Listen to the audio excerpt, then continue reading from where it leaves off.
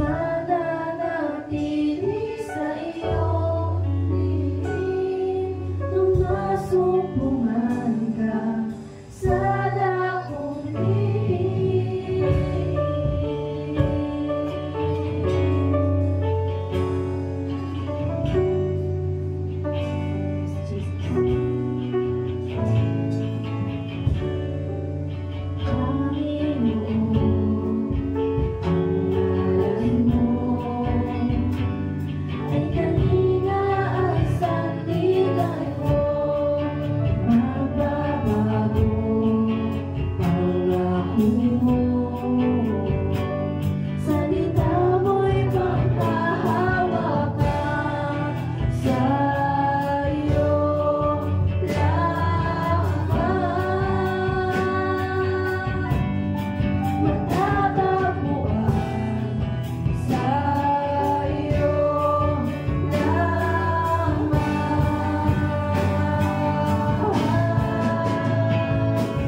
Mananatili sa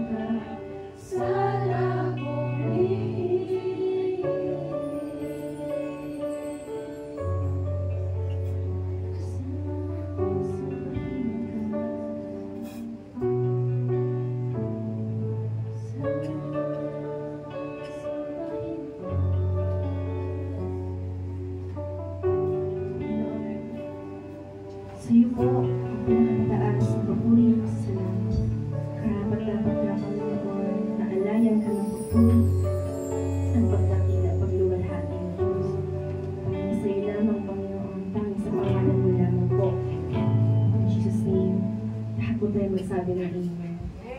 Amen. Sige po, ating po ang ating kamay para sa ating Panginoon na buhay. Hallelujah!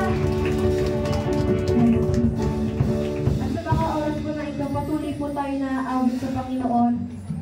At pwede po bang batiin po muna natin ang ating katabi? Na sa mga oras na ito, maaari po ba tayong sumayaw, pumalakpak, at gumiling para sa ating Lord? Amen! Maaari po ba na ipalakpak natin ang ating kamay? At minsan pa, pwede po ba tayo sumigaw na malakas sa Hallelujah? In 1, 2, 3, go! Hallelujah! Thank you, Jesus!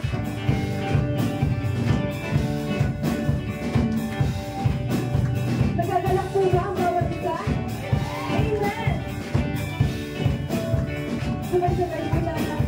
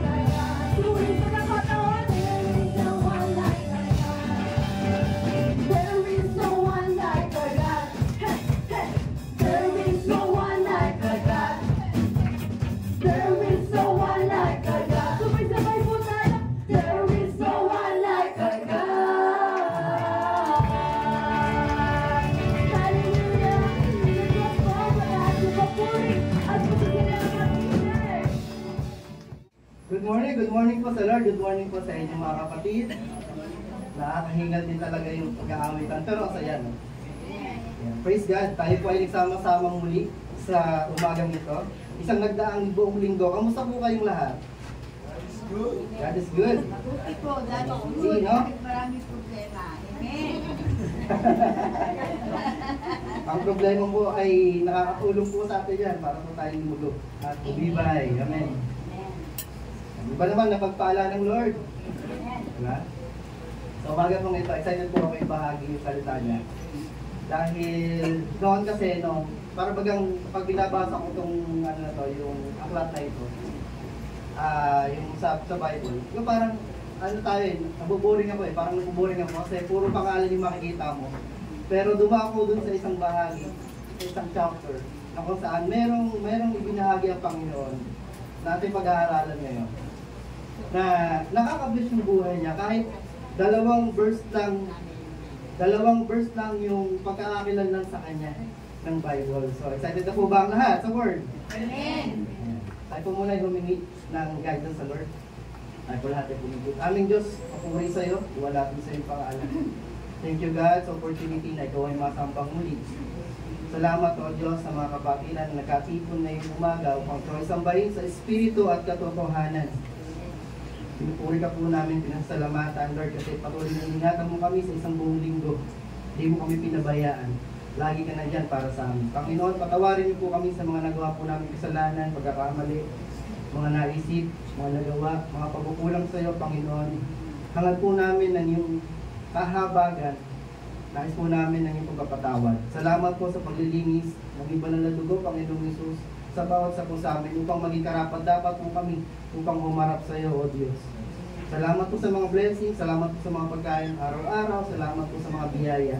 At pinagpapray ko po, O Diyos, sa iyo yung aral, yung mga salita mo na aming marinig ngayong umaga, ay maintindihan po namin, Panginoon, ito at kung ano yung gusto mong sabihin para sa lahat. Sintuwala ko po sa ito sa pangalan ng Ama, ng Anak, at Espiritu Santo. Amen. Amen.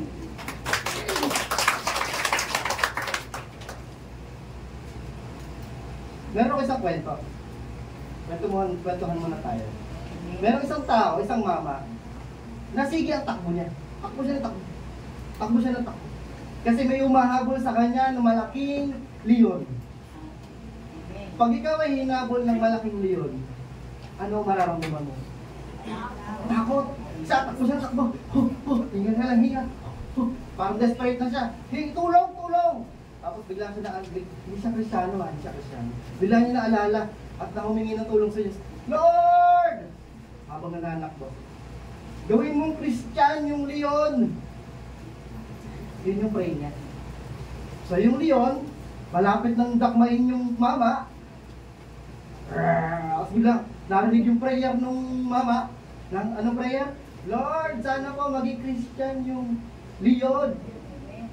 Pwede yung leon, nung marinig yun, yung matalas niyang kamay, yung claw, bigla tumiklop. Bigla tumiklop yung leon. Ang bilis ng tugon ng Panginoon sa mama, parang kakainin na siya that time, pero tumiklop yung leon. Parang yung message natin ngayon, umaga. May the Lord grant our prayer.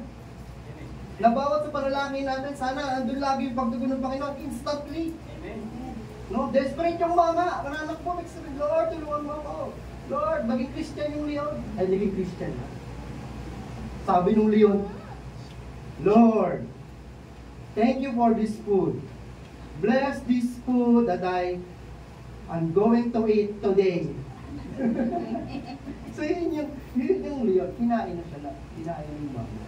So may the Lord grant our prayer.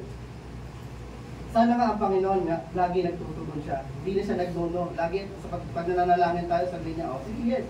Sige yes. Kaya nga lang, minsan nakatugon na ng Panginoon, minsan matagal, minsan ayaw pa nga niyang tugunin.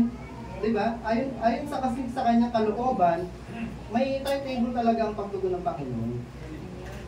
Hindi agad-agad. Kasi baka hindi mo pa kaya. Sabihin mo, humingi ka ng milyon, baka mamaya ibagsak sa'yo, puro barya. Baka hindi mo makuha. Diba? Diba ganun? May the Lord grant our prayer. Kasi itong mama na ating pag-uusapan, ay hindi naman siya katulad nila Samson na malakas. Yung heroic yung kanyang story. Hindi siya katulad ni Moises na naghati ng dagat. Hindi siya katulad ni David na pumatay ng mga higante. Hindi siya katulad ni Peter na sumandaling nakalakad sa dagat. Ito nga meron tayong pag-uusapan. Isang mama sa 1 Chronicles 4, 9-10. Now, Jabez was more honorable. Si Jabez po ang ating pag-uusapan. Familiar po ba kayo sa pangalan Jabez? Minsan napuntahan natin yung lugar sa Jabez. Sa English niya, napagkakabigkas, Jabez. Dahil Tagalog tayo, Jabez. Diba? Sabi diyan, siya ay honorable. Sa Tagalog,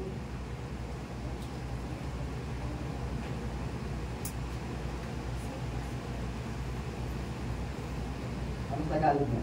4 verse 9. Marangal. Sabihin natin, marangal.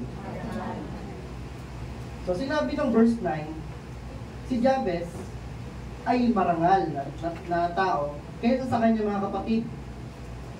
Pero, sumunod na salita, and his mother called his name Jabez, or Jabez, saying, because I bore him in pain.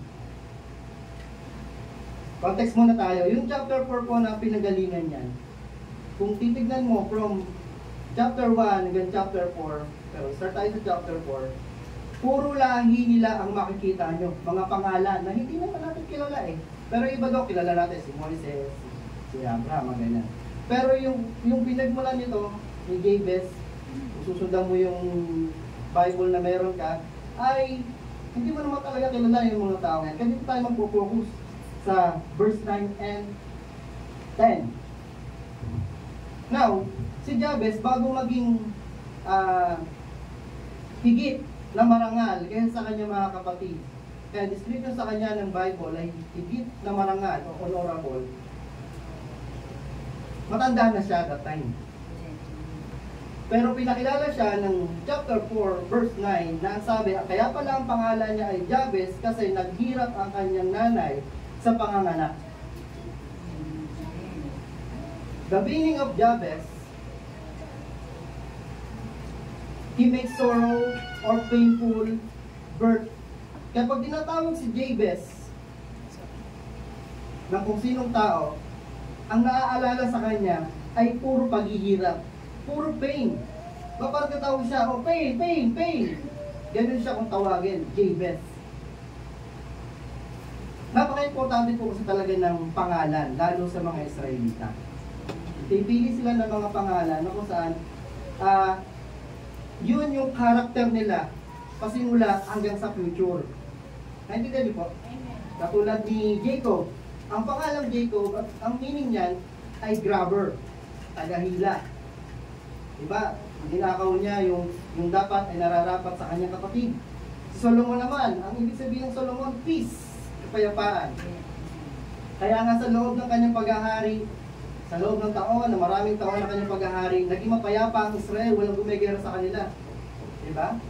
Kasi humingi siya ng karunungan para mamuno sa isang malaking bayan. Diba? Sabi ng Panginoon, o sige, umiling ka at aking tutugunin. Sabi ni Solomon, mas maigi kong piliin ko ang wisdom kaysa sa mga kayamanan at maraming kaharian. Naalala niyo po? Kaya ginarat ng Panginoon ang panalangin ni Solomon. Nabigyan siya ng karunungan para mamuno ng isang malaking bayan. Ito pa, kung naaalala niyo si Benjamin. Pero bago maging Benjamin ang kanyang pangalan, ang pangalan muna niya ay Ben-Oni. Yung nanganganak ang kanyang nanay, sabi niya, sakit! Ito yung anak ko sa paghihirap, kaya ang tinawag niya ay Ben-Oni. Ang ibig sabihin ng Ben-Oni, son of my sorrow. Pero si Isaac ay kinuha ang bata at ang sinabi, hindi paghihirap ang pangalan mo. Si Israel. Si Israel ang kanyang tatay. So si Benjamin ang kanyang anak. Sabi, ikaw ang anak Sa English kasi, son of the right hand. Ikaw ang anak sa kanang kamay. So, kumbaga, kasi curse kasi minsan ang pinapangalan sa doon, sa Old Testament. Tapos si Samuel, ang meaning ng kanyang pangalan, Word of God. Kayo po ba, matanong ko lang kayo, alam niyo po ba ang meaning ng pangalan niyo? Natanong niyo ba nanay niyo kung bakit yan ang pangalan niyo? Sino dito alam ang kanyang meaning ng pangalan? Tanungin niyo po yung nanay niyo. Ay, wala na po. Sorry po. Baka multo rin bigla. Ako po noon, kaya tinanong ko rin po ang nanay ko noon nung ako'y maliit pa. Sabi ko, bakit Raymond ba ang pangalan ko? Ang daming pangalan, bakit Raymond? Hindi ko mabigkas sa paaralan. Kasi na, baga, ang diin yung dinudulog Raymond. Ganun. Bakit? Kasi, noong panahon pala na ako'y pinanganak, sikat na sikat daw si Raymond Bagachin. Kilala niyo po yun, 1991. Tapos pinalayaw sa akin ay Saddam. Ang layo, di ba? Raymond, Saddam. Saddam. Bakit Saddam? Tinanong ko din yun. Sabi, bakit Saddam ang palayo niyo sa akin? Kasi, noong panahon ng 1991, gera ni Saddam at US. Nagigirahan sila. Grabe naman. Kayo ba, alam niyo palayo niyo? Pinapalayaw din tayo sa, minsan sa kapintasan, di ba? Kulot, negro, ganyan, bungi. Ganun, di ba? Lalo tayong mga magulang, minsan pag nakakita tayo ng kakapintasan, kaya kakaiba, hindi kapintasan, kakaiba sa ating mga anak, yun ang patawag natin sa kanila. No? Ang tawag ko nga doon sa anak ko kay Nathan, Pogi, palayaw. Tapos ang tawag ko doon sa Ivan, ay Guapo. So para sila, pero magkaiba ng tawag. Alam nila kapag sila tinatawag ko. Nakakatuwa nga, si Jake Nathan, ang haba ng pangalan, pinangalan namin, napakahaba. Jake Nathan, Manahan and Sinares. Magsusulat ko sa papel, ang haba nun, sabi ko, parang pinahirapan naman natin yung anak natin, pangalan natin. Paglabas ng pangalawa, si Ivan, ilang letter? 4. Kasi gusto namin, ay, wag ka na maghirap sa pagsusulat, na 4 na letter na. Pero may mga meaning yun. Pagpapala mula sa Panginoon. Pwede nyo alamin yung meaning ng pangalan niya, mga kapatid. So yan, balik tayo dito. Si Jabez, ang meaning ng kanyang pangalan, he makes sorrow or painful birth. Ibig sabihin, habang siya'y lumalaki, tuksuhan siya ng kanyang mga kaibigan, kalaro. Inutukso ba kayo? Noon. Nako-open tayo, di ba? Ganyan. Ito si Jabez, sabi niya, oy, pasakit! Talika dito! Pasakit! Tinatawag siya sa pangalan niyang Jabez, pero ang meaning doon, sakit. No, pasakit. Grabe naman. Yan si Jabez. Kaya pagdating niya, ng verse 10, and Jabez called on the God of Israel, saying, nung malaki na siya, napagtatanto niya talaga, bakit ang pangalan ko? Bakit ito pangalan ko? Parang ganyan eh. 2 verse lang siyang pinakilala ng Bible sa atin. Hindi natin alam kung ano mga nangyari sa kanya nung siya'y maliliit pa, di ba? Pero dito sa verse 10, sabi niya, tumawag niya sa Panginoon. At ang sabi niya, paano niyo basahin yan? Yung verse 10. Sige nga, kayo nga po magbasa. Jabez called on the God of Israel, saying, Tori, your hand will be with me, and that you will keep me from evil, that I may not cause pain. So God granted him what he requested. So, ang galing. Sa chapter 4 kasi makikita mo, nakakaburi talaga siya, puro pangalan eh. Ito, ang anak niya ano, ang anak niya ano, ang anak niya ano. Ang haba. Pero pagdating dito sa verse 9 and 10, may makikita ka kwento ni Jabez. Hinihiling daw pala siya sa Panginoon. Pero bandang dulo, ito yung maganda. Tinugon ng Panginoon ang kanyang panalangin. So God granted him what he requested. Hindi ba sasabihin na ni Jabez na, oh God. Walang ganun, may emotion niya. Oh God! Oh Lord! Desperate. Kasi naghihirap siya. Ang dami niyang naranasan ng pagkabata niya. Baka mamaya, dahil ganun yung sigaw ng nanay niya. Ang hirap kayo mga anak ng nanay, di ba? Baka man malaki siya. Sobrang laki niya, kaya nung inire siya, sobrang hirap niya. Ang laki mo, sakit! Jabez ang pangalan mo. Kaya baka mamaya naman, iniwan siya ng kanyang partner. Diba? Naalala niyo yung mga nakaraan niya ng kanyang asawa. Iniwan siya. Nanganganak ko si Jabez, napagtuunan ng pansin si Jabez, pinangalanan ng sakit! Pinangalanan sa kanya, Jabez. Diba?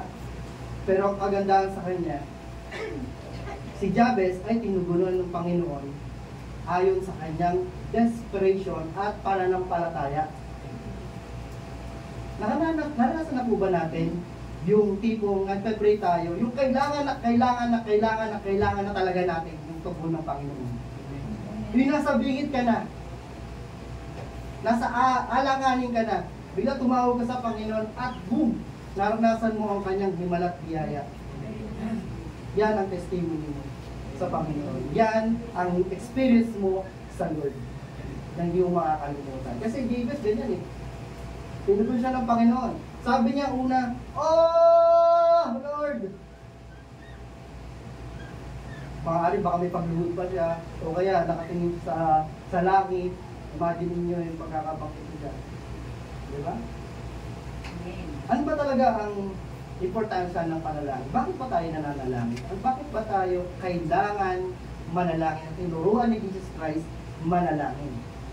Sabi, ito yung kapangyarihan ng panalangin. Why? Prayer is important to our faith. Prayer is one of the most powerful tools in our Christian walk. It connects us to God. Tama, di ba? Strengthen our faith and help us to align our will with His. Through prayer, we gain strength, comfort, and understanding. Ito pa, it allows us to present our needs. Mga kailangan mo, ibigay mo sa Panginoon. Express gratitude, pasalamat, and seek guidance, paghingi ng gabay in every circumstances. Tapos pa, this time together is an opportunity to draw closer to God and to each other. Sabi pa nga sa talata sa Bible, saan may dalawa, na magkatipon? Sabi ng Panginoon, naroon siya sa kalagitnaan. Amen. Kaya napaka-importante ito po ng panalanginan. Kasi hindi mo kaya mag-isa. Dapat may haagapay sa iyo at may nananalangin sa likod mo. Amen. So yun yung kahalagahan na pananalangin. Katunayan nga niyan, ito talaga ang pagkaparang, ito yung masasabi mong may relasyon ka sa Panginoon dahil nakikipag-usap ka doon sa mahal mo at karelasyon mo, which is ang Panginoon. Amen. Sabi pa ng Isaiah 52, bakit ba minsan pagkaparang ang layo ng Panginoon, pagkaparang nararamdaman mo may takip ang kanyang tainga, hindi kita naririnig? Kasi sabi ng Isaiah 52, ang kasalanan ang naglalayo sa atin mula sa Panginoon. Ulitin ko, ang kasalanan ang naglalayo sa atin mula sa Panginoon. Hindi lumalayo ang Panginoon. Tayo ang nailalayo ng kasalanan. Amen. Pero pagbabasahin mo yun una, sa verse 1, ang sabi doon, hindi naman maiksi ang kamay ng Panginoon para ikaw ay sakluluhan. Ayun ang pangako ng Panginoon. At hindi rin siya bingi upang hindi marinig ang iyong mga pangangailangan, mga panalangin. Pero pagdating sa verse 2, dahil sa kasalanan, nalayo ang tao. May pagtiyok pa. Nalayo ang tao mula sa Diyos. Kaya nga kung hindi tayo magsisisi at hindi tayo tatalikod sa ating mga kasalanan, maaaring ganun nga ang mangyari. Maramdaman mo na malayo ka sa Panginoon. Para bang nararamdaman mo, hindi ka niya naririnig. Amen? Yun nga ang isang himala eh. Isang misteryo, di ba? Sa dami ng tao, 80 billion halimbawa ang naninirahan sa earth. Sabay-sabay mananalangin. Paano maririnig ng Panginoon yun? Di ba? Pero, powerful nga si Jabez. Kaya niya yan. Si Jabez nga eh. Nanalangin siya sa dami-dami ng tao dito sa First Chronica. Sa sobrang dami ng tao dito, bakit nag-stand out yung kanyang pangalan? Di ba? Bakit naisingit pa ng writer itong si Jabez? Magtataka ka din pag binasa mo ito eh. Sabi doon, nanalangin naman siya. 4 nga yung panalangin niya. Hihimay-himayin natin ito mga kapatid. At sana po mag-enjoy din po tayo sa talakayang ito. Kagandahan dito, tinugon ng Panginoon. Sabi pa, be joyful in hope. Sabihin mo sa iyong katabi, maging maligaya ka. Saan? Sa pag-aantay, sa pag-asa, sa pagpasensyado, pagpasensyada, sa pagiging tapat, sa pananalangin. Basta maging tapat ka sa pananalangin. Baka nga mamaya, makakalimutan mo ng manalangin, pagising mo sa umaga, diretso, hawak na cellphone mo, scroll ka ng Facebook. Baka mamaya sa pagkain, nakakalimutan mo rin magpasalamat sa Lord. Diba? Sa gabi, ganun din. Kailangan tayong mag-pray para tayo ay ingatan sa ating mga pagtulog. Kasi sabi nga nang napanood ko sa YouTube, mas active po yung mga spiritual beings na kung saan, mga spiritual enemies na kung saan sasalakay sa bawat mananampalataya. Bakit? Kasi tulog tayo. Kaya mas maganda, meron tayong baluti galing sa Panginoon. Kaya kung nakasanayan po namin buong pamilya, kaming 4, na kapag bago kami matulog, luhod muna tayo sa Panginoon. Ay nakakatawa sa dalawa, kahit parang nababanggit nila yung pangalan ni Jesus, pero sa totoo lang, hindi pa naman nila talaga kilala talaga si Jesus. Amen? Pero nandun sila, nakikiluhod. Ang dami nga nilang panalangin eh. Mas nakakatuwa, di naman na-record. Pero yun yung nakasanayan na namin. At gusto ko na mangyari, kahit malalaki na sila, ganun pa rin yung kasanayan namin. So ganun gawin niyo po sa bahay niyo yun. Huwag mo kayong mahiya. Tawagin niyo yung mga anak niyo, o pray na kayo, pray na tayo ang mga anak. Nang sa ganun, sama-sama kayo mag-pray at magpalakasan. Sabi nga ng isang quotation, the family who eats together, stay together. So pwede naman yun, the family who prays together, stay together. Sa unang bahagi, sabihin natin nga, oh! Oh! That you would bless me indeed. Hindi naman ganyan si Jabez. Pagka para sa Tagalog yan, nasaan yan si Jabez? Sabi, pagpalain niyo po ako. Desperate na eh. That you will bless me indeed. Sabi niyo indeed. Indeed. Pag sinabing indeed, surely. Yun yung kahilingan niya first part. Desperate na siya. Oh, bless me, oh Lord. Minsan yung salitang bless, narinig niya pag umakaching. Achoo! Kasi biyet. Bless you. Bless you. Tama ba?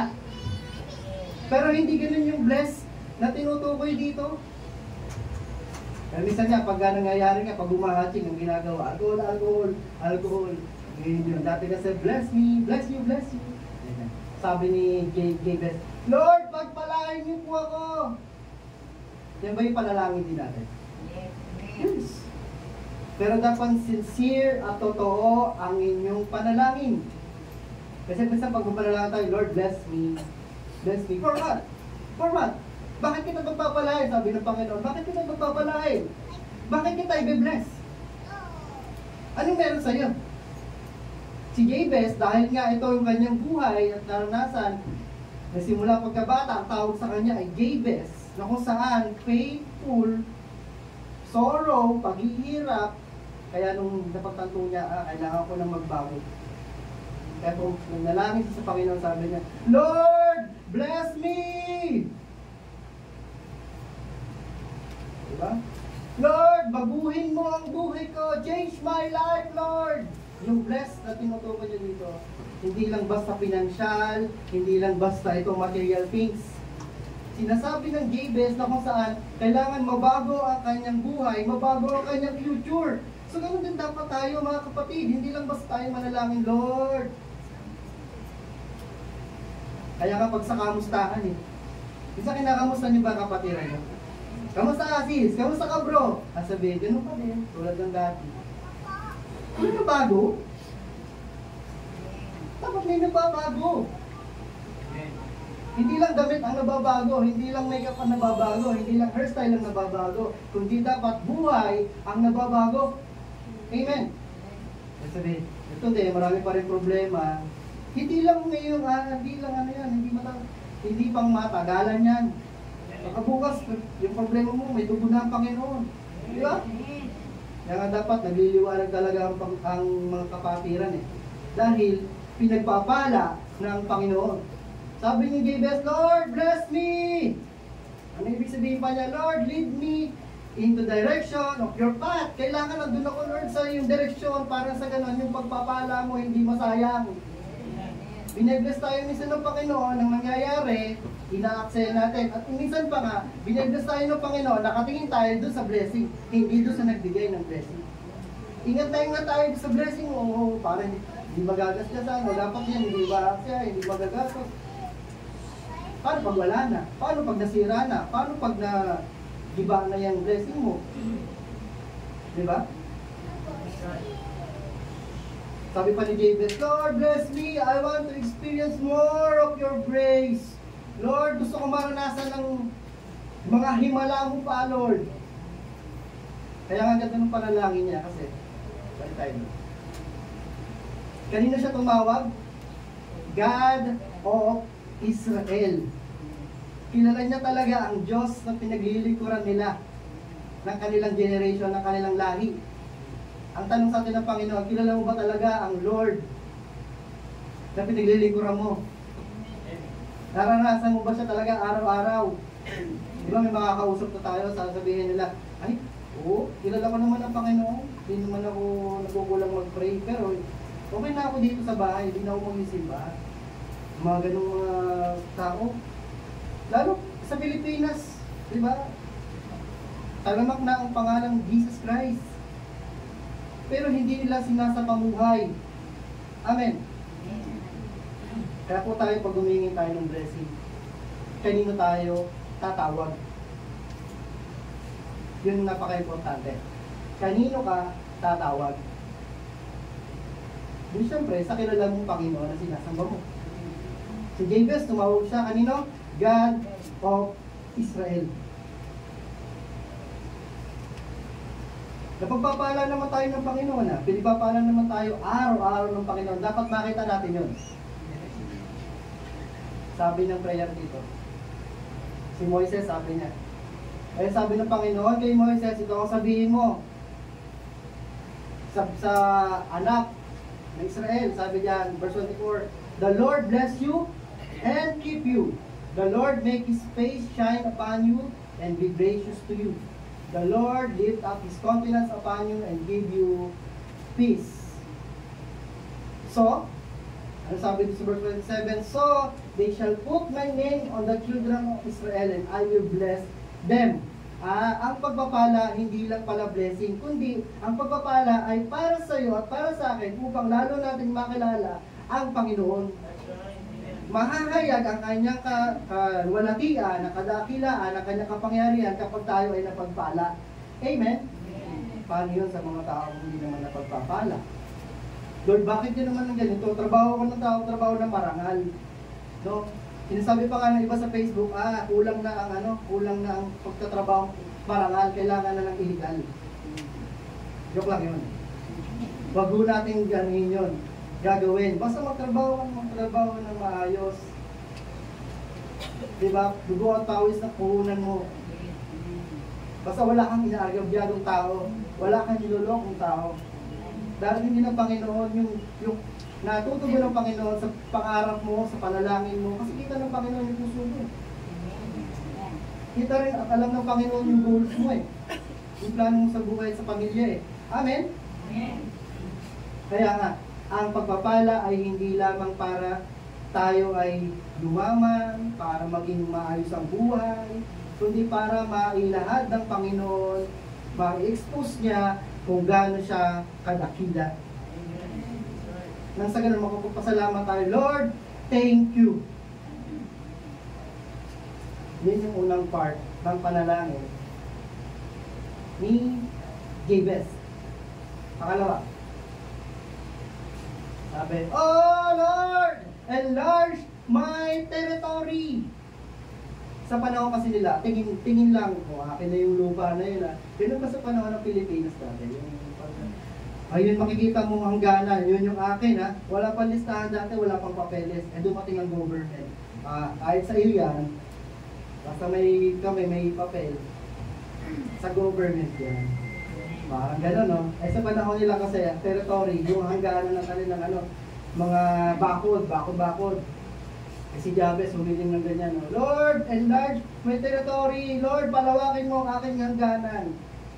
Yung territory. Kasi namuhay siya bilang isang mahirap, bilang isang salat. Pero kung palalawakan pa natin yan, bakit si Jabez humihingi ng paglaki ng kanyang territory? Makatapos na sinabi niya sa Lord, "Lord, bless me and enlarge my territory." Yung sumunod na panalangin niya. Bakit? Bakit niya? Anong importansya nung enlarge my territory? Kasi bakit? Hindi ba kapag pinagpala ka, dapat maging pagpapala ka? Amen. May blessing ka, so bless others. So sabi ng Jabez, "Lord, bless me, enlarge my territory." Nang sa ganun, maging pagpapala din ako sa iba. Sa mga kapatid ko, sa mga kamag-anak ko. Amen? Sabi sa pakiramdam ng tumutulong ka. Kung wala sumbat. Amen? Yung wala ng paghabol, wala ng pagtutuos. So sabi niya, "Enlarge my territory." Ano pa ibig sabihin? "Lord, make my life bigger." Ayoko na dito sa buhay ko na ganito lang. Sabi ni Jabez. Bigger saan? Bigger than my pain, bigger than my sorrow. Kasi ipakalam ko, Lord eh. Jabez, nagbibigay ng sorrow, kapighatian, nagbibigay ng pain. Sabi niya, gusto niya magbago. Sabi niya, "I want to grow, Lord. I want to grow." Sa atin po, mga mananampalataya, dapat merong pang bahagi o room of growth na tinatawag. Yung hindi ka lang nag-i-stay doon sa progress mo, nandun ka lang. Kami mga musician po, ito po ay patotoo. Ako saan, nagsimula ang church na ito ng saan? Beatbox lang at acoustic guitar. Kung sino yung Sino yung nakasaksi nun? Legendary na po kayo. OG. Ang ganyan. Beatbox, acoustic, yung gawain ng Panginoon nagpapatuloy. Tapos dumating ang piano, dumating ang drums, dumating ang bass. So sa biyaya ng Panginoon, ayan. Meron na tayong full band. Diba? At may mga kabataan at mga tao na nagsisikap naman na makapag-aral ng instrument para makapaglingkod sa Lord. So expand my territory, expand my growth, expand my borders. Yun. Kailangan hindi ka manatiling nakupo. Sabihin mo sa'yo katabi, tumayo ka din. Hindi ngayon. Ibig sabihin, galaw ka din. Tignan mo kung ano pa yung gusto mangyari ng Panginoon sa buhay mo. Kung gusto mo talaga maging pagpapala para sa marami, gusto mo talaga maging pagpapala para sa iba, kailangan makita ka din na ikaw din umuunlad. Amen? Nakakatawa nga sa Panginoon kasi meron na tayong mga tagapagturo ng musika. Dati sila ang tinuturuan, ngayon naman, sila na ay nagtuturo. Amen? Diba? Sa biyaya ng Lord, ito nga, share ko lang din sa inyo. May darating na blessing ng church na ito. Dumating na nga, last week, nagtaga na lang para makabili ng bagong piano.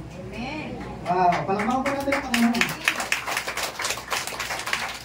Mukha lang po talagang maganda yan sa harap, pero pagka tinignan niyo po talaga, puro spring na ho yun. Spring, para pagka pinindot mo, babalik. Kung walang spring, ano na sila? Permanent na nakababa, hindi mo na mapipindot. So gano'n, marami po siyang string, hinuglugan, tapos may mga teklado po na pagka pinindot mo, ang lakas, hindi pantay-pantay ang tunog. Nagamit natin siya for many years. Nagpapasalamat naman tayo dyan sa piano na yan. Pero mapapalitan na yan at mas mahaba yung ipapalit. Wow! Kaya kung gusto niyo po mag-aral ng piano, enroll na. Nag-promote pala. So sabi, enlarge my territory, hindi ka lang pang dyan, baka mamaya may talent ka pala. No? Yung progreso mo dapat umuunlad. Wag mo ikulong ang sarili mo doon sa room na yan lang ang alam mo. Di ba? Dapat lumabas ka sa room mo nang sa ganun makita mo pa rin yung potential na meron ka. At sabi pa nga ng verse, and God will supply every need of your according to His riches in glory in Christ Jesus. Natin naman ng Panginoon para mag-supply ng ating mga pangailangan. Sabihin niya supply. Yung salitang supply, napakasarap sa pandinig. Pag-ulit-ulitin niya, supply. Parang nakaupo ka na lang, may darating. Supply. Parang ganun no? Sabi ng Panginoon, pangako niya, and God will supply every need. Yung pangailangan mo lang, hindi yung gusto mo. Amen? Tapos, according sa kagandahang loob ni Jesucristo na ating Panginoon. Yan yung Philippians 4, verse 19. Pero hindi dahil ang Panginoon ay magtutugon, hindi lang siya ang a-action, kundi dahil meron tayong pananampalataya. Amen? Ano ba ang faith? Ang pananampalataya ay paniniwala sa mga bagay na hindi nakikita, paniniwala sa mga bagay na darating. Amen? Sabihin mo sa iyo katabi, darating. Sabi, wala kang pera? Darating.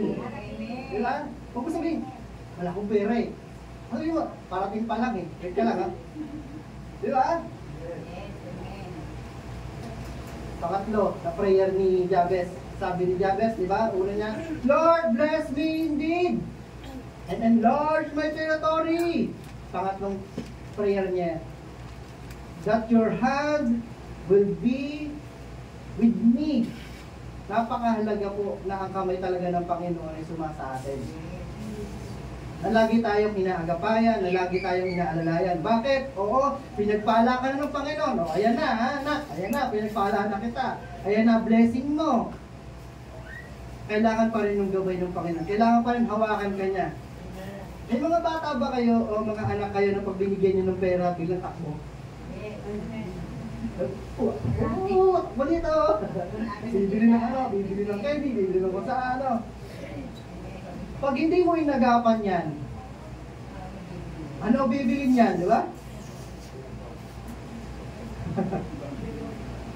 Oo, kung ano-ano, tapos magagalit ka pa. Ba't hindi pagkain ang binili mo? Gagalong ka pa. That your hand will be with me. Kasi kapag tayo naka-receive na ng blessing, pinapaalala talaga lagi ng Panginoon sa atin, huwag lalaki ang ulo. O, blessing ka na anak ha. Sa'yo yan ha. Sa'yo yan, bigay sa'yo. Basta huwag lalaki ang ulo. Kasi pag pinagyabang mo yan, kawawa ka. Kasi magkakaroon ka ng pride. Kaya kalaban pa naman ng Kristyano, pride. Ang pride, ang isa sa mga taktika ni Satanas eh. Di ba? O yan. Kailangan bantayan ang sarili. Kailangan i-Davis yung divine hands ng Panginoon. Lord, your hand will be with me. Lagi ka dapat umalalay sa akin, Panginoon, kasi baka mamaya dumating yung blessing, hindi ko makayanan, Lord. Kung ano-ano bilhin ko, dito ako pumunta, doon ako. Naalala yung alimugang anak. Diba? Hindi niya naiisip ang kanyang future. Pero si Davis kasi iniisip niya kanyang future, kaya sabi niya, Lord, hawakan mo ko. Ikaw pa rin ang gumabay sa akin, Panginoon. Kasi baka mamaya lumaki yung ulo ko eh. Diba? Ulit ko, ang Diyos mapagpala, pinagpapala ng lahat ng nananampalataya. Amen. Katulayan nga niya na ito. Basahin niya po natin na ready go.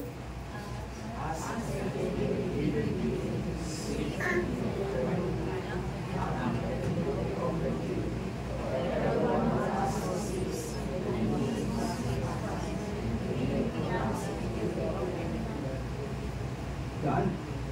Ask, sabi dyan, humingi.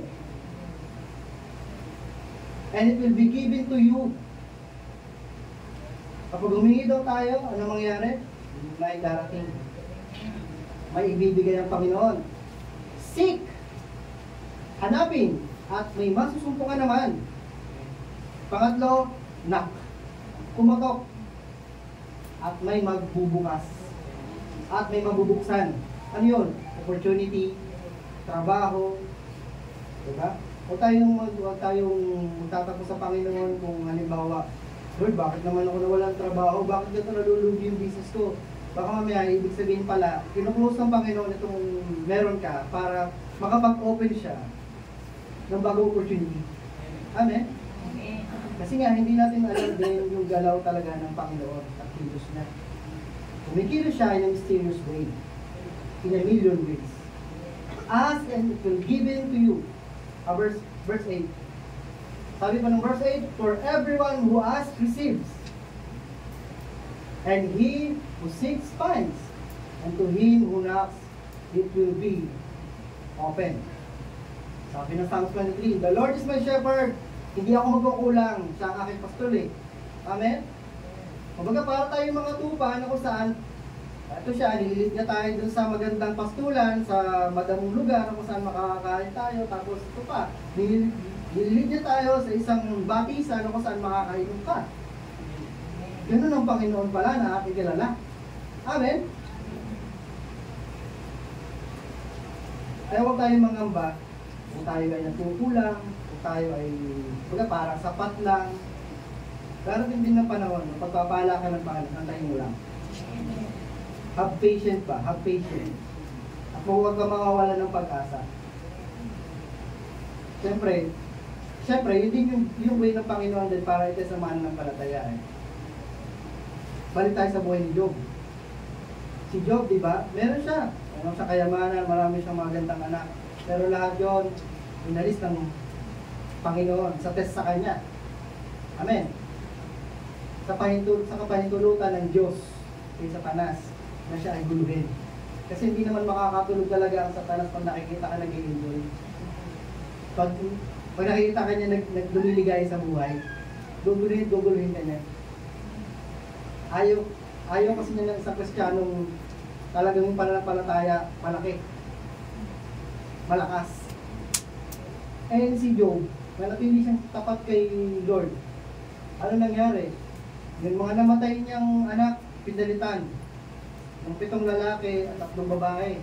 Tapos dinoble ang kanyang kabuhayan at bumaba ang kanyang buhay. Amen.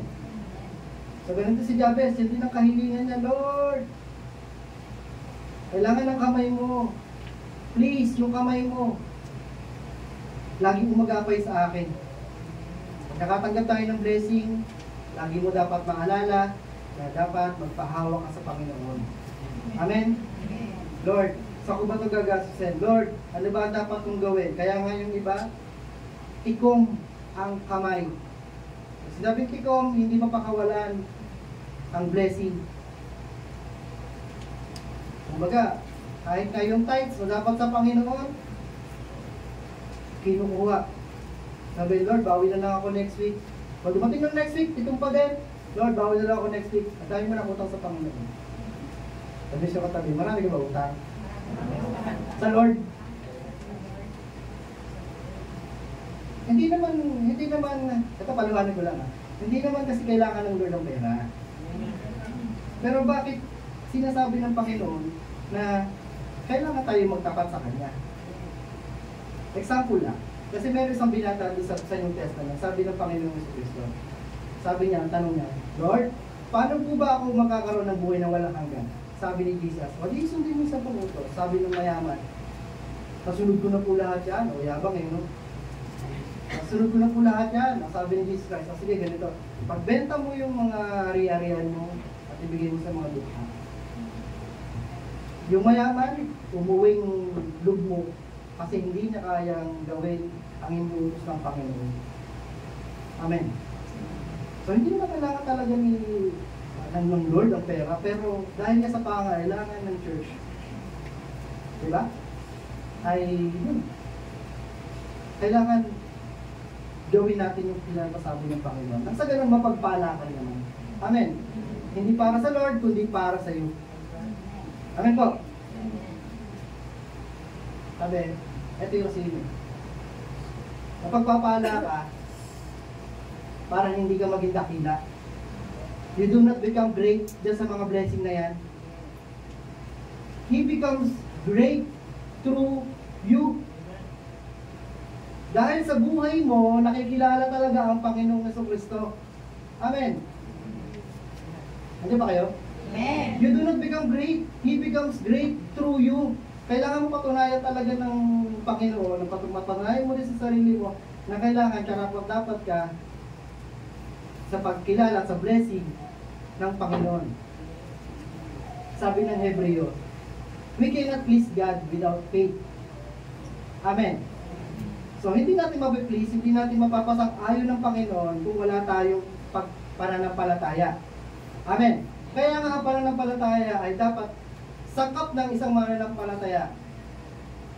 Na dito, nakikita ng Panginoon na yung blessing na tinatanggap mo, hindi na aaksaya. Yung hindi na pupunta sa ibang bagay. Kasi mapapatunayan ng Panginoon na ikaw ay karapat-dapat talagang bigyan ng blessing kapag ikaw ay maayos at matalino sa paggamit nito. Amen po? Sana nauunawaan yun.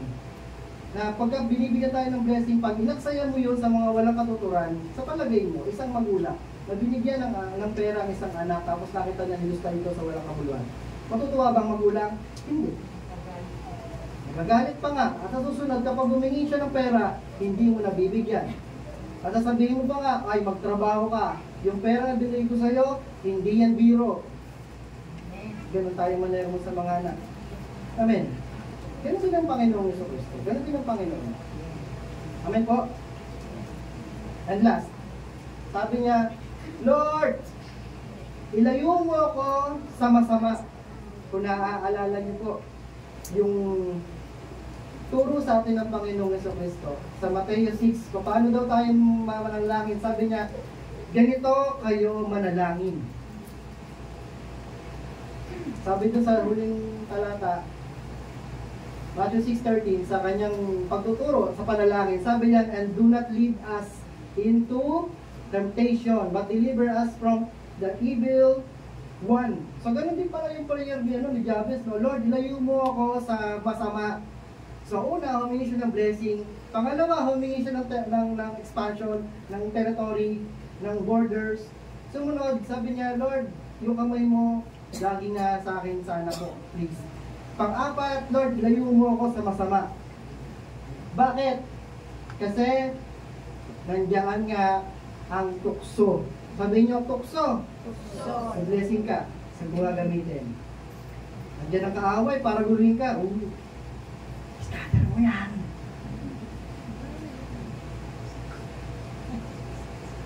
Sasabihin natin, oh, tukso, layuan mo ako. Hindi lalayo sa iyo ang tukso. Bagkus ka, lalapit pa sa iyo. Hello? Ikaw naman, ako naalala niyo si Joseph the Dreamer. Hindi, araw-araw, tinutok siya ng asawa ni Potiphar eh. Si Joseph talagang talagang magaling siya magtimpi eh. Ay ganon. Palapit ang tukso sa iyo. Hindi yan lalayo kahit katahan mo. Oh, tukso, layuan mo ako. Diyan ka na naman. Ang tukso po mga kapatid, dapat mong layuan. Ikaw na lumayo, ikaw na tumakbo. Sabi, labanan mo tukso, hindi mo yung malalaban. Yung temptation na sinasabi dito ng Panginoon, kahit nga si Jesus Christ tinip tinukso. Yung ng Diablo, 3 beses pa nga. Yung temptation na binabanggit ng Panginoon sa atin, yung tukso, talagang makikita mo yan, literally, physically, spiritually, nandiyan yan, tukso, aain na ka, di ba? Hindi yan kasalanan. Tukso yan eh. Ang tukso ay kapag ginarab mo na. Ay, ang kasalanan ay yung ginarab mo na. Naintindihan niyo po? Okay, makakita ka ng ganito. Tapos, hindi pa yung kasalanan. Once na lumapit ka at nahawakan mo, ginarab mo, yun ang kasalanan. Kaya nga ang sin ay miss the mark. Yun ang ibig sabihin. So, inuulit natin, ang tukso nga ay hindi natin malalabanan at hindi yan pwede mong kantahan na lumayo ka, kundi tumakbo ka, layuan mo. Huwag mong pagyabang na. Hindi naman ako natutukso kahit anong gawin yan Huwag mo ipagyabang. Sabi ng talata sa Biblia sa'yo, huwag mo ipaghambog na ikaw ay nakatayo, baka ikaw ay mabuwal. Amen. Kaya nga prayer niya, di ba?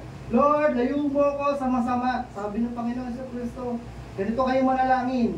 Do not lead us into temptation. Huwag mo kaming i-adjust sa mga tukso. At ilayo mo kami sa masama.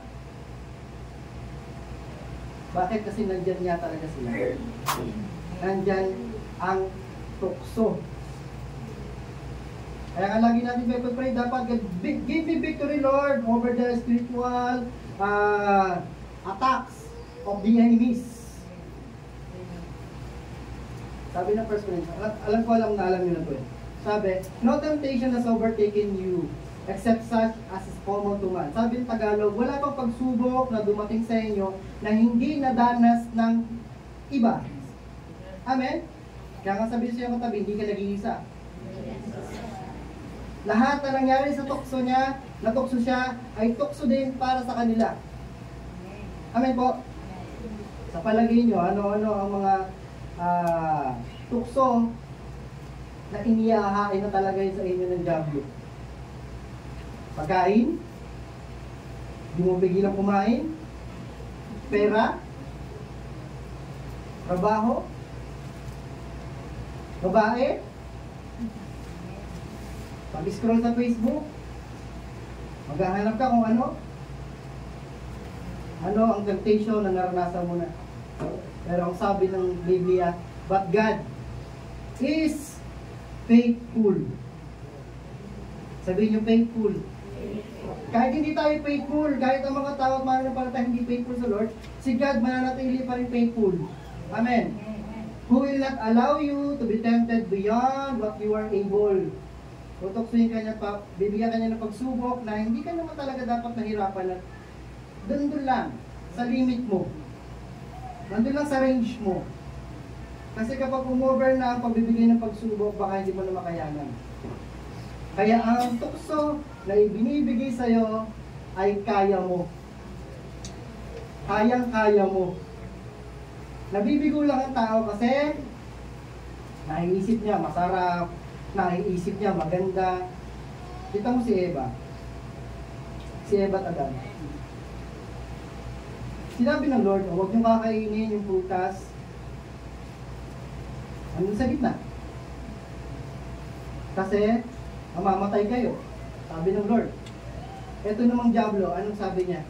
Totoo ba na kapag kumain kayo ng prutas na ito ay kayo ay mamatay? Sabi ng Eva at Adan, opo. Sabi ng diablo, hindi totoo yun. Ano ibig sabihin? Pwede kasi sa maling akala, doon tayo mahulog. Ay, akala ko kasi pwede. Ay, akala ko kasi masarap. Ay, akala ko kasi maganda. Kaya sabi ng diablo kay Eva, hindi totoo yun. Pag kinain mo yan, para kang magiging Diyos, may pakunawa ka na. Malalaman mo na ang tama at mali. Kasi si Eva, biglang gumanda yung paningin niya doon sa sa prutas. Hindi naman nila kasi, di ba, pilit na, no? Kaya parang, andun siya, batas yun eh. Nandoon yung prutas, lakad siya dito, lakad sila doon, na parang nandun lang yung prutas. Nandiyan kayo? Amen. Tapos, itong si Satanas, umentrada, at sabi, ito may prutas, ang ganda, di ba? Pag kinain mo yan, magiging matalino ka. Kaya, nagningning sa kanilang mata ang prutas. Amen po? Na dating parang dinadaan-daanan lang nila, pero biglang nagningning sa kanilang mga mata, napansin na nila. Kaya ayun, nag-grab nila yung prutas at kinain. Ano nangyari? Yun.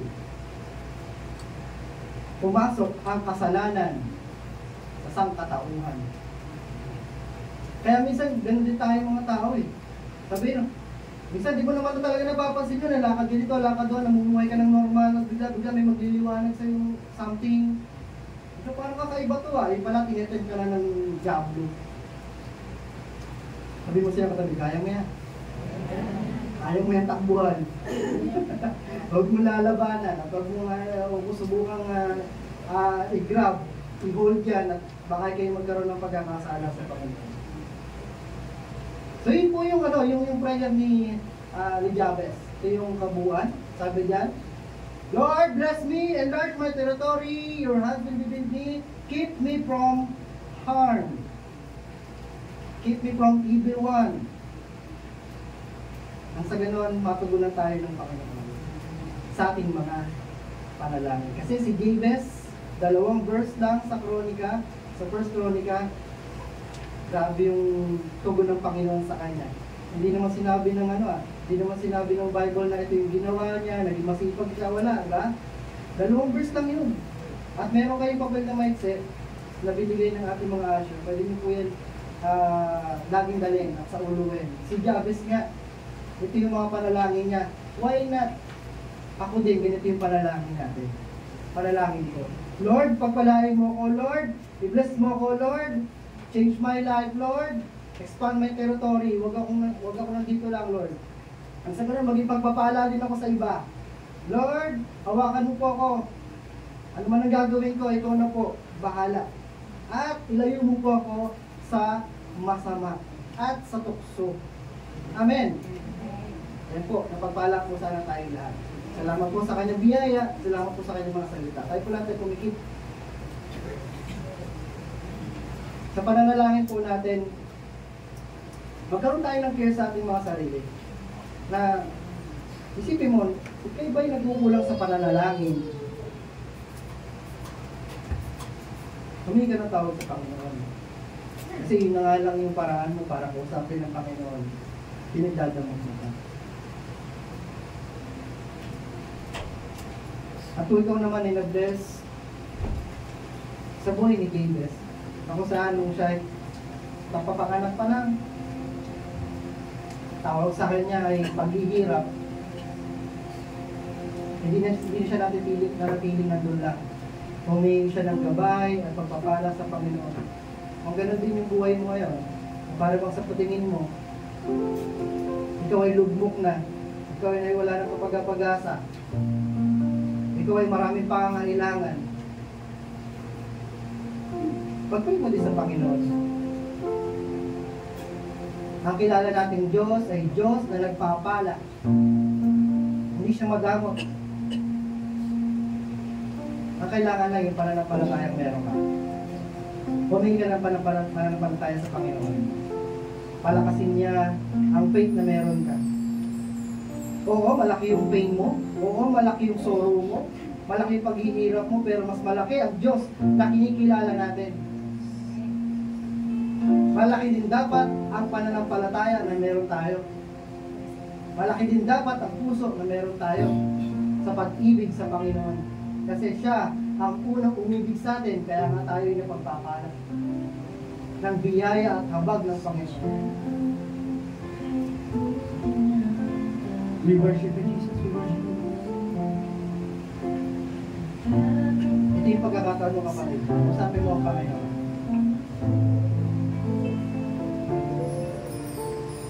Tingin mo yung gusto mong hingin.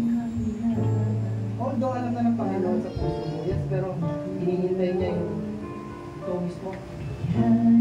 Magsambit ng mga panalangin.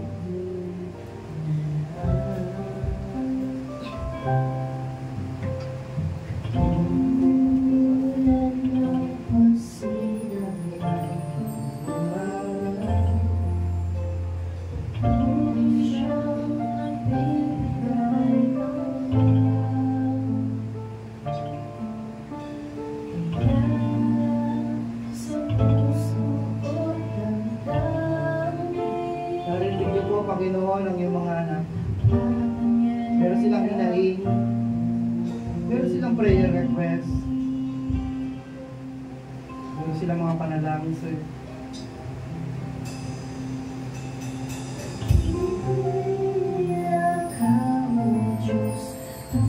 Katulad ng pag-aaral po namin sa isang mama na ang pangalan ay Jabez. Ako saan siya baka naghirap ng maraming panahon. Hindi niya nakakayanan ng mga tustos at panlalait ng mga tao sa paligid niya. Kaya nanalangin siya, Lord, bless me, expand my territory. Please, yung kamay mo, lagi nasa akin. Nilayong po ako sa masama. Ang kagandahan mo, Lord, ang patunayan mo, Panginoon, na hindi ka madamo. Tumutulog ka sa mga panalangin ng mga anak na may malalaking pananampalataya. We worship you, Jesus.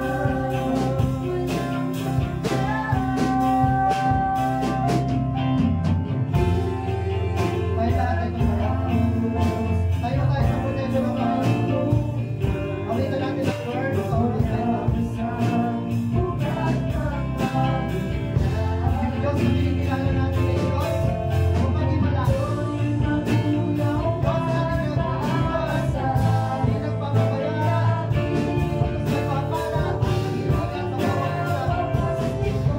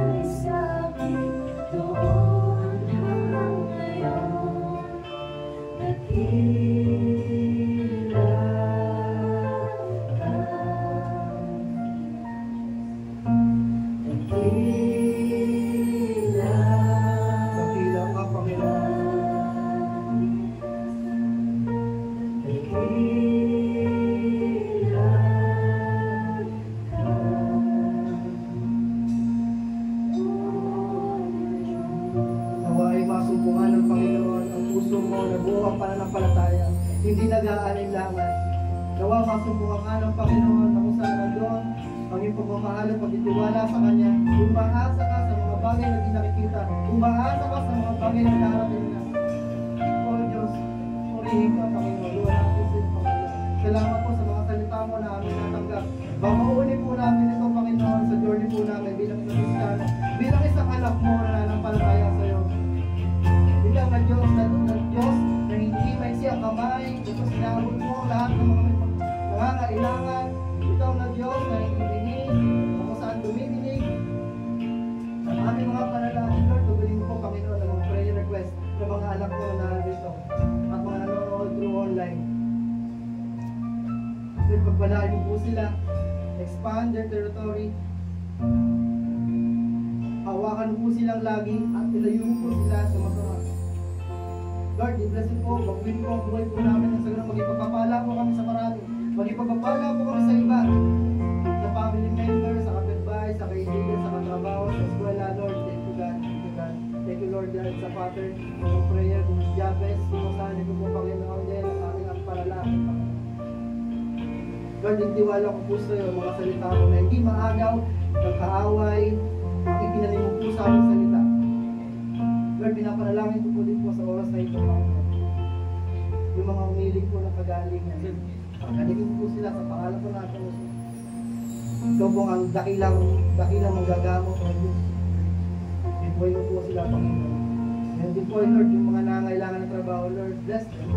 Bless them ng opportunity. Trabaho na yung sasagabal sa pagsamba sa iyo. Lord, dinadalangin ko din po yung mga pamilya po, Panginoon. Lord, pagpalain po sila ng kapayapaan sa loob ng tahanan. Peace of mind. And then, Panginoon, yung pagkakaisa, Panginoon, na hindi nagkakaaway-away, hindi nag-iwalay. Lord, buuin po sila ng iyong pag-ibig. Buuin po sila, Lord, Panginoon, ng iyong kapayapaan. Lord, tinatagubilin ko po dito sa iyo, Panginoon, yung mga estudyante. I-bless po sila ng karunungan sa kanilang pag-aaral. I-bless po sila, Panginoon, ng karunungan na magagamit nila sa pag-aaral. Lord, sa bawat sa po sa amin na narito, ito po ang nakakaalam ng aming mga kaibigan. Abutin mo po kami lahat. Huwag mo po kami iiwan. Huwag mo kami pababayaan. Lagi mo kami aalalayan, aalagaan. Kasi nakikita po namin yung lubos mong pagmamahal sa bawat sa po sa amin. Dumarating ang mga araw, opo Lord, may pagsubok, pero nandiyan kayo, Panginoon. Thank you God, sa pagtulong mo sa bawat sa po sa amin. Sige po ang papuri ko sa lahat, pagdakila, pagluwalhati mo, Diyos. Para sa amin, Panginoon, ang pagpapala mo, pag-ibig, kapayapaan, pag-iingat. Sa pangalan ng Ama, ng Anak at Espiritu Santo, lahat ay masabi na malakas na. Amen!